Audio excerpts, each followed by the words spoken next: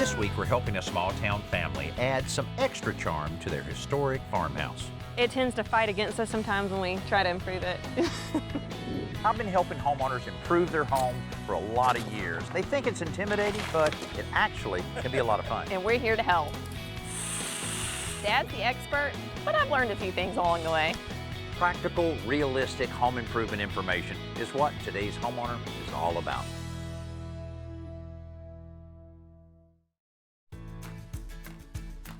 This week, we're in a small Alabama town called Silver Hill.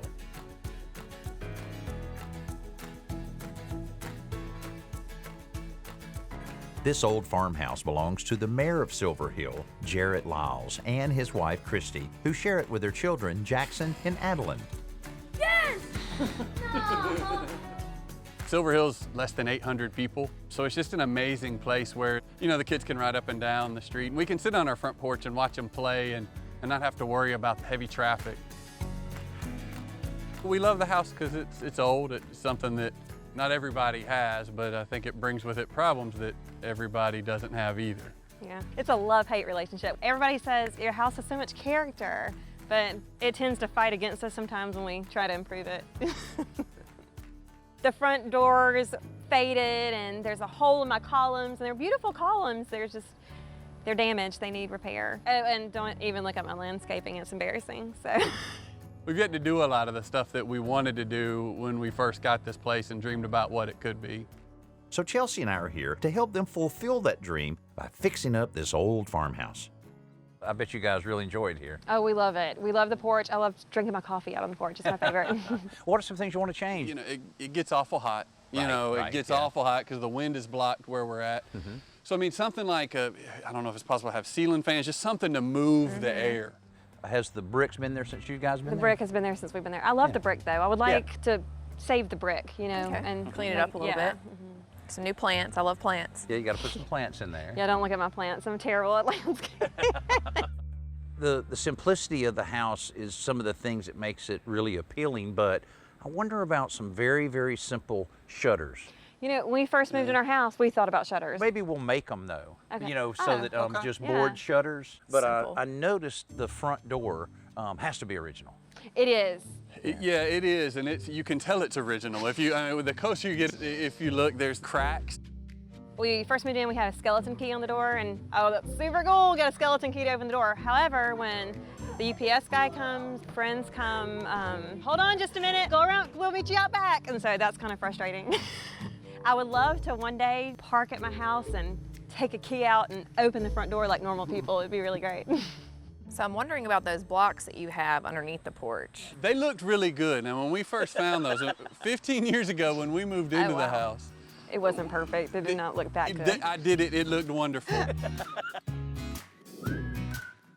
So when we return with a plan and some materials, our first step is to clear off this porch.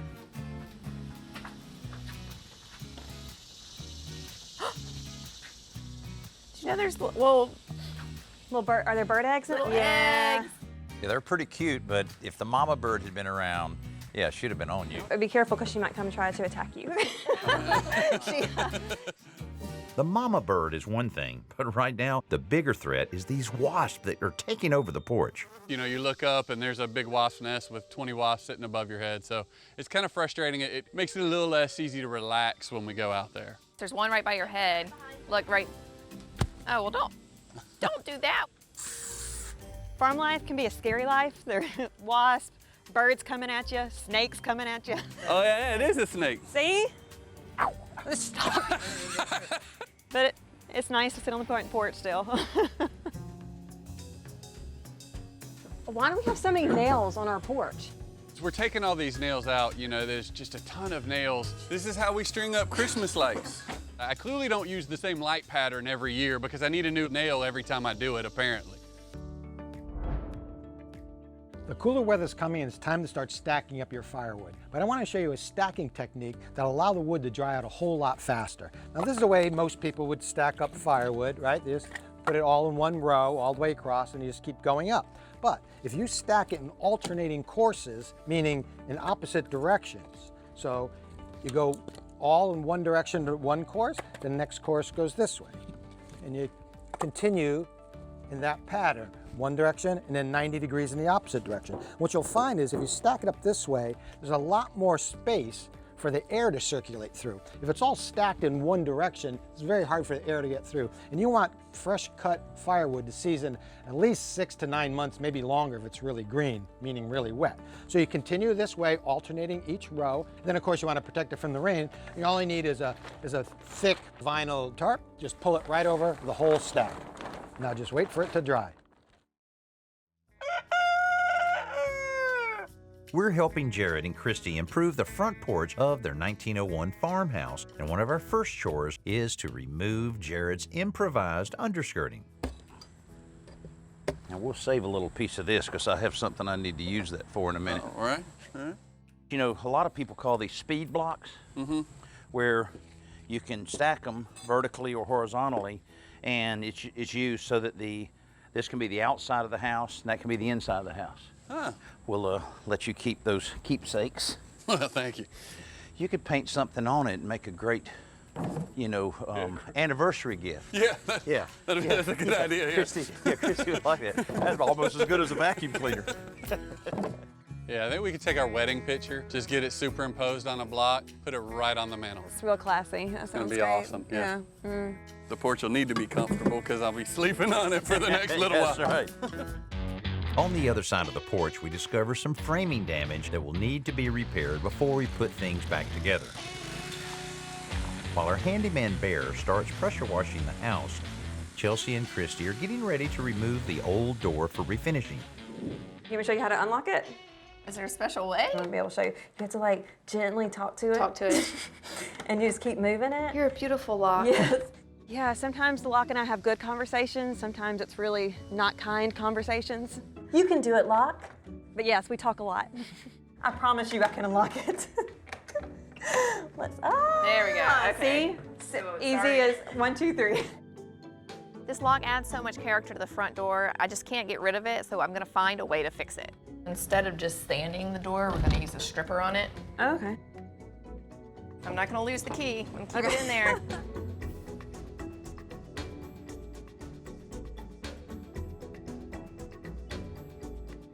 So we're just gonna brush this on really thick too. Okay. Not like you're painting. It smells citrusy. What I like about the stain stripper is not only is it non-toxic, but it's made from citrus oil, so it smells nice, which is a good bonus because the rest of the stripping project is not very pretty. Ew, look how gross that looks. That's super nasty. It got everything up, which was cool, but then once you started peeling it off, it's really gross. Ew, that looks like earwax. Ew, that really does. Big ball of earwax. Ew. It's like once you make an analogy about something, you can't unsee it. And then we'll have to clean this really good, otherwise the stain won't stick. We're using plastic scrapers to get all of the stripper glue off of the front door so that we don't gouge this beautiful 100-year-old wood. While the ladies are working on the door, Jared, Jackson, and I get started building the new shutters. All right, so here's what we got. We could go with just 2, or move that just slightly, and we can go with 3. I kind of like the 3. I like it too, and it'll really hold up better because it'll support it really well. And how are we going to put it together?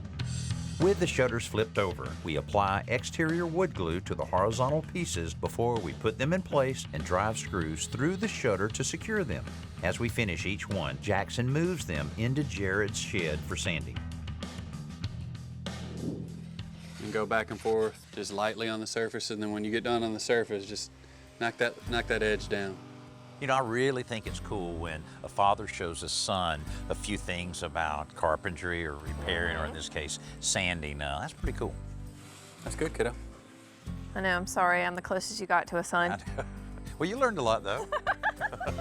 And you don't mind sanding. That's a big plus. All right. Man, that looks perfect. Okay, so it's time to stain, but instead of staining on the front, let's do a little test for the stain on the back. When we put the stain on out in the shed, it looked really, we put it on, I liked it. It looks good. I think so too. But now you gotta go get approval. So we take it up to the door to put it next to the door. There you go. All right, what do we got? Yeah. Do you think it's different enough to where we can keep the look of the door. As soon as we got all the old varnish off the door, I saw how pretty the wood is. Then I realized I don't want to stain this door. It's beautiful. And then Jared and Danny get this stain that we're going to do the shutters with. And when the shutter gets next to the door, the two colors just clearly don't go together. It turned out almost a green color. It's not that pretty next to our pretty door now. Yeah, they definitely won't Yeah. match. So we need to change stain color. Matching wood stain colors can be a trick. The best way to do it is get sample pieces of wood you're trying to stain. Stain it with a couple different shades, but definitely do it using the same wood. Until you put it actually on the wood you're using, you don't know what it's gonna do. I like that color a lot better than this one. I think it's going to match the door better. I'm excited. I think that's going to look good. It's gonna look good on those shutters. Do I look like a professional? You do. You're doing amazing. You can do all of it from this point forward now. So many times when we get together with families like this, the kids are interested in doing a little bit of work. They get bored pretty quick. Right. These two kids, they will hang right in there with you. I know, it gives me hope for when my kids get a little bit bigger and they can actually help around the house. Start now. Start. Start now training. Just give them to me for a Saturday or so. Oh gosh. Yeah, we'll show them how to work. So this is a cellular shade, which is very standard for any home, but I am going to show you how to make it smarter. How? Watch this. All I have to do is hit that button and look, it can go up or down. Now this is a cellular shade by the Home Decorators Collection, but all I've done is I've retrofitted it with this motorization kit. Now it's very easy to install. All you gotta do is take the headrail cap, slide it back, put the motor down inside the top headrail, and then slide on the receiver on the end cap, and now you're ready to go. You can operate it manually right up here on the side, or you can use your smartphone to control these shades as well. Now this is a nice little feature if you're on vacation and you want to make it look like your home. All you gotta do is pull up your phone and you can control those blinds from anywhere. So if you want to take an average shade and make it pretty smart for your house, this is a good option.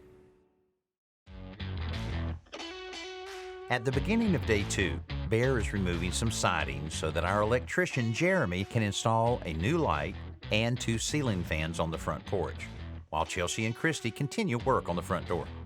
It's just cool to think this is what the color was when they first built it. And I'm about to tackle the damaged columns.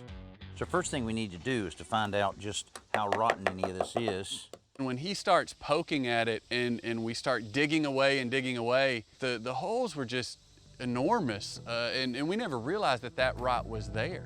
So many times when we're doing projects, it gets uglier before it starts looking any better, so it's about to get real ugly here.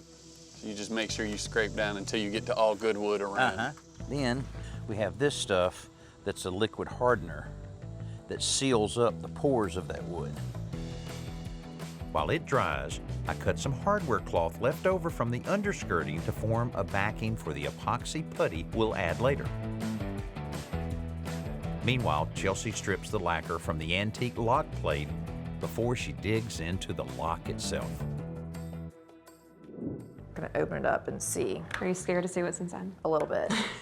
Anytime you're taking apart something with a lot of intricate parts, it's a good idea to take a photo of it before you get too deep into it. That way you can put it back together. Let's see, okay, so those go there and control that. Since there's nothing obviously broken, I'm cleaning it up, oiling all the parts, and then putting it back together to see how the key works from the outside. Now, we removed a couple pieces of siding right on the front of the house because we were eliminating the wall-hung light. We'll have to replace those boards, and I found the perfect board to do it. It's the exact same size, but here's a great tip. Make sure you prime all sides, the front, the sides, and the back. That way, it'll lock the moisture out, and the siding will last a lot longer. You liking it? Or you... I'm loving it. I think it's gonna look really good. After the front door had dried overnight from cleaning it really well, the color was still pretty similar but a lot duller, so we're gonna shine it back up with some spar urethane. The wood was all natural and raw, and then it just popped. The color got richer. It was amazing, you know, to see it bring back what it looked like before it weathered for the last 100 years on the front of the house. Now it's time to complete the column repair with the epoxy putty. Boy, now that looks like ice cream. That does. That looks pretty good, the vanilla and chocolate. Oh, yum, I missed the ice cream. I'm glad you didn't see it, or I know, ice cream on a hot You'd have day. been gone. When the putty is thoroughly mixed together, I press it against the screen and spread it out to fill the void before we smooth it out flush with the column surface. I really love Jared's technique in rolling that board around the columns to make it nice and smooth and minimize the amount of sanding that he had to do. To create the lattice panels that will skirt the porch, I'm making a frame from treated 1x2s. Then we tack lattice strips on from the back side. Spacer blocks speed up the process, and as each panel is completed, Christy applies the same stain we used on the shutters to tie it all together. By the end of the day, Bear and I have repaired the porch framing, and the porch is ready for Jarrett and Christy's homework, painting. That's it. Oh, we were all excited about homework. You know, it's going to be great. We'll have pizza, listen to music. About 10 o'clock last night, we weren't that excited about homework anymore. And Adeline kept us entertained with a song, Painting the Porch. We're painting the porch. Painting the porch for Danny and Chelsea. Painting the porch. Painting the porch. Very, very catchy. Yeah, I think we might go ahead and get a copyright on that. Because if Baby Shark can make it, you know, then Painting the Porch is going to be the next hit song. We're excited about that. Yeah. Still running through my head as we speak. You know, this landscape fabric will still allow underneath the house to breathe, but it'll keep everything out of there. Plus, when you look at it, you won't see what's underneath the house. And how'd the painting go last night? the painting went okay. It's about 12:15 at night. We've just... Or in the morning. Or in the morning, yes. We're done. We're finally done. We painted till we're blue in the face or the hand. Yeah. We were really eager this morning to wake up and go see our paint job and see how good it looked. It was the first thing I did. I just knew it was going to be incredible. I walked out and it took about 1 second to realize that we were not as good at midnight as we thought we were. He ran upstairs and said, go ahead and get up. We got a lot more painting to do. Yeah. For midnight, it was wonderful. Now we just need to install the lattice panels, hang the new shutters, and add some plants to complete this front porch renovation.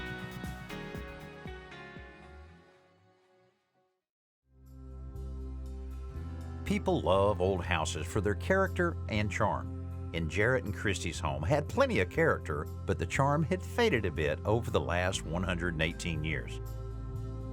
The porch surfaces were worn and a little dingy, the underskirting looked more like farm than farmhouse, and without working lights, fans, or door lock, it wasn't very functional.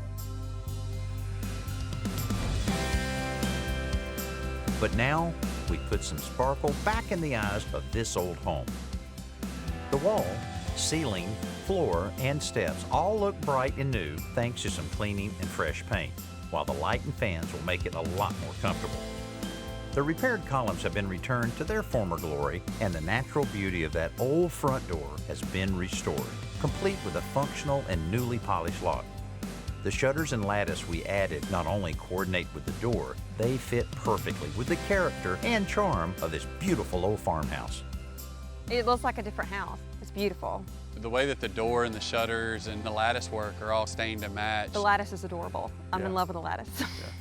When we were doing these projects, I mean, even when we added some of the more modern elements like the fans and the light, we wanted to make sure that the feel of the house stayed the same. And this house has been here for 100 years, and I think that was important to both of us, that we didn't want to destroy what we loved about the house when we bought it. You're afraid of the projects at the beginning. They seem so big. But I think that was the thing that was the best, is that it didn't seem as hard or as big as we thought it was going to. You know, when I think of a farmhouse, I think of simplicity. That's exactly what we did to improve the look of this home. A few simple projects. Shutters, paint, and plants, all for less than $1,000. But we had the help of an incredibly hardworking family to help us put it all together. Hey, why don't you get together with your family, do just a few simple projects, and you'll appreciate it for years to come. Danny Lipford here from today's Homeowner. We'll see you next week. Does that sound good? That sounds good. Yeah, I like that idea. I don't care. Just can't find good help these days.